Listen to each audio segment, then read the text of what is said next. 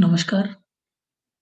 आज हम आपको बीएससी सेकंड ईयर में फिजियोलॉजी का ही एक नया चैप्टर स्टार्ट करेंगे, synthesis of urea. Synthesis of urea अथवा यूरिया का संश्लेषण यूरिया मुख्यतः यकृत में परंतु कुछ मात्रा में वृक्क में भी उत्पन्न होता है।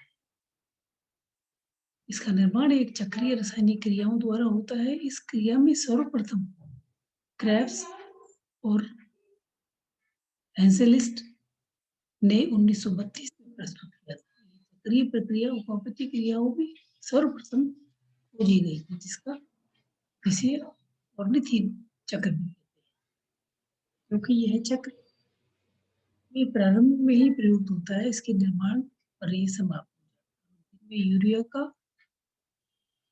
उपरोक्त मात्रा 20 से 40 mg प्रति 100 ml के अंतर्गत निम्न पद होते हैं: कार्बाइल फॉस्फेट का निर्माण, सिटोलिन का निर्माण, आर्जिनिनो सक्सिनिक संश्लेषण और आर्जिनिन का निर्माण और यूरिया का निर्माण। ऑर्थिनीन चक्र आगे आपको ये देख रहे हैं आप 2 ATP वाटर आर्जिनिन, ये इसका ऑर्जिनिन चक्र है। क्रोमिक एसिड से सीधा क्रेब्स सिंथेटिस ऑर्जिनिन द्वारा यूरिया का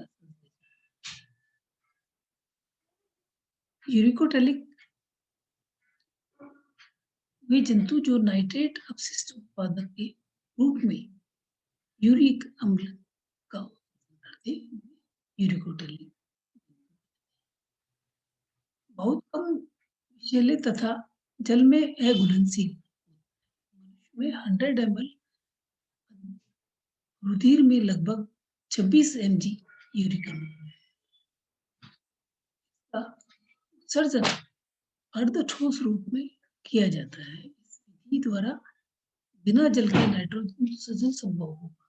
ऐसे जंतु की कमी वाले स्थानों में पाए जाते हैं अथवा जल का बहुत कम सेवन करते हैं। यूरिक अम्ल उत्सर्गी होते हैं। इन जंतुओं में जल के संरक्षण का गुण होता है। मनुष्य में यूरिक अम्ल का यूरिन उपापचय का अंतिम उत्पाद होता है। मनुष्य के द्वारा सामान्य भोजन लेने पर मूत्र में 24 घंटे में 1 लीटर यूरिन विसर्जित।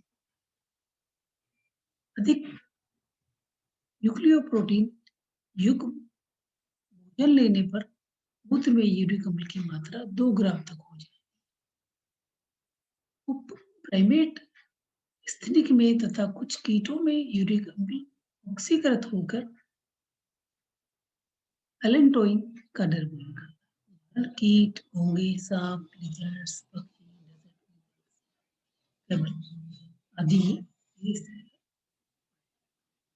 यूरिक अम्ल का संश्लेषण, जैसा कि पूर्व में बताया गया कि यूरिक अम्ल यूरिन उपापचय का अंतिम उत्पाद होता है, जिसके कारण इसकी संरचना प्यूरिन जाति के प्रोटीन से मिलती है। यानी यूरिक अम्ल 2,6,8 ट्राइऑक्सियल प्यूरिन होता है।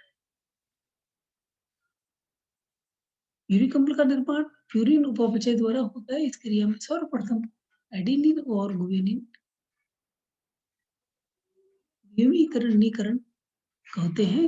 इसके क्रम से हाइपोजेंथिन एवं जेंथिन, हाइपोजेंथिन स्वयं भी जेंथिन ऑक्सीडेज द्वारा ऑक्सीजन की उपस्थिति में ऑक्सीकृत होकर अम्ल में बदल जाता है।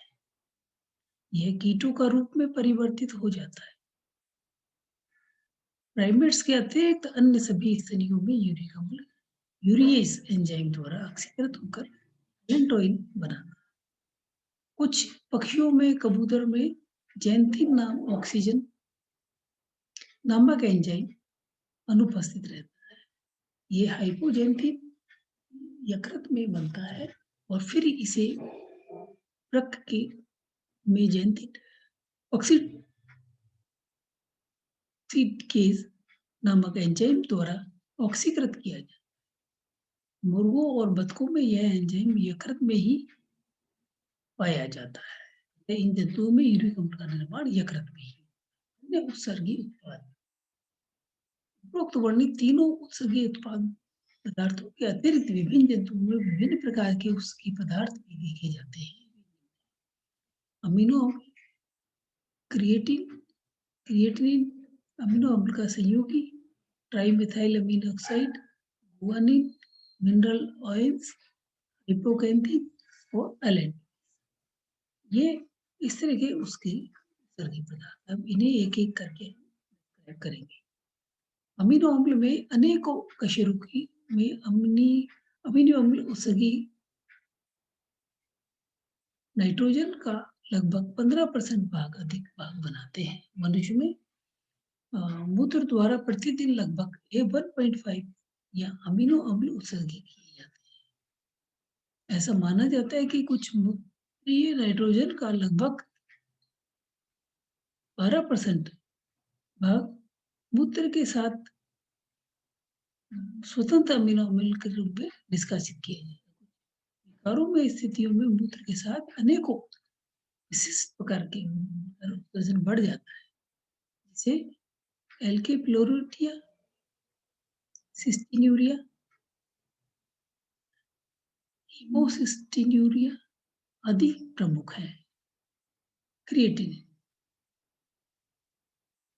इनका रासायनिक नाम मिथाइल गुएनिडो एसिटिक अम्ल होता है। वयस्क में इनकी कुल मात्रा 90 से 120 ग्राम होती है। 98% भाग रेखिक पेशियों में क्रिएटिन फॉस्फेट के रूप में पाए जाते हैं। यह हृदय, पेटी, मस्तिष्क एवं गर्भाशय आदि में भी पाया जाता है। क्रिएटिन का संश्लेषण अर्जिन और ग्लाइसिन और मेथिओनिन अमीनो अम्ल द्वारा होता है। क्रिएटिन सामान्यतः मूत्र में अनुपस्थित रहता है, परंतु इसे बच्चों, गर्भवती स्त्रियों, दुधारी स्त्रियों के मूत्र में देखा गया है। शरीर में उत्सर्गीय ऊतकों में उपस्थित प्रोटीन अपचय होने पर मूत्र में क्रिएटिन की मात्रा बढ़ जाती है। क्रिएटिनिन, यह क्रिएटिनिन निर्जलीकरण से प्राप्त पदार्थ होता है। शरीर में यह पेशियों में उपस्थित क्रिएटिनिन क्रिस्टीन फॉस्फेट के टूटने से बनता है। सामान्यतः 100 ml रुधिर में लगभग 0.7 से लेकर 200 मिलीग्राम क्रिएटिनिन होता है। इनकी मात्रा 20 केजी होने पर अविलुप्तता उत्पन्न हो जाती है, जिससे मूत्र के साथ में क्रिया जाता है। इसी के साथ ये चैप्टर आपका आज यही खत्म होता है। नेक्स्ट टाइम हम नए चैप्टर का शुरुआत करेंगे। धन्यवाद।